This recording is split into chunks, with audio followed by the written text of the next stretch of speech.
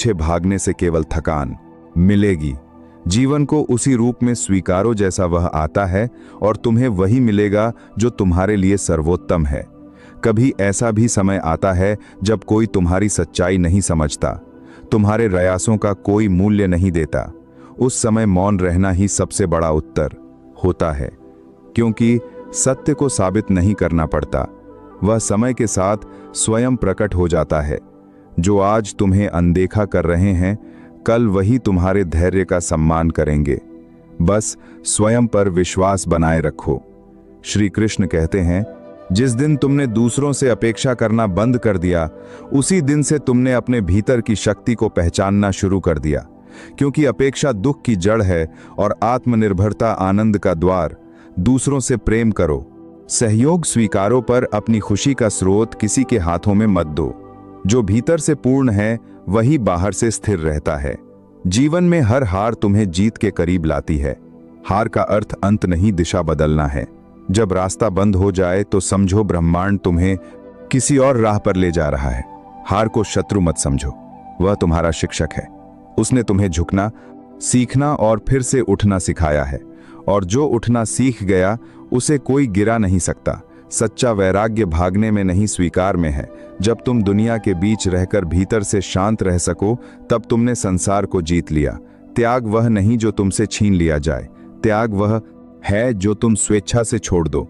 जब तुम्हें मिलना और खोना एक समान लगे, तब तुम वास्तव में स्वतंत्र हो जाते हो। श्री कृष्ण कहते हैं, जो व्यक्ति स्वयं से युद्ध नहीं करता, वह दुनिया से नहीं जीत सकता। भीतर की कमजोरी, डर और आलस्य ही असली शत्रु हैं।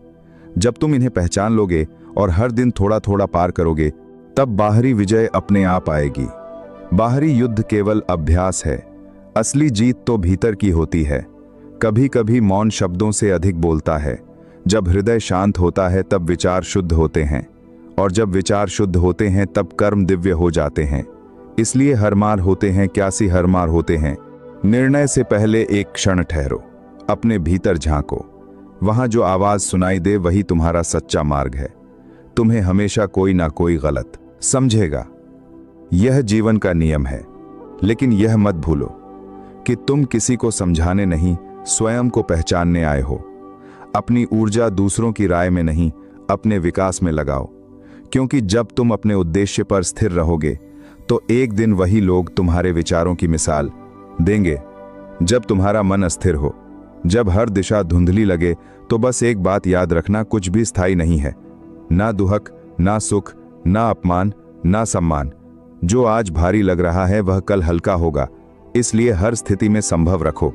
यह संतुलन ही जीवन की सबसे बड़ी शक्ति है।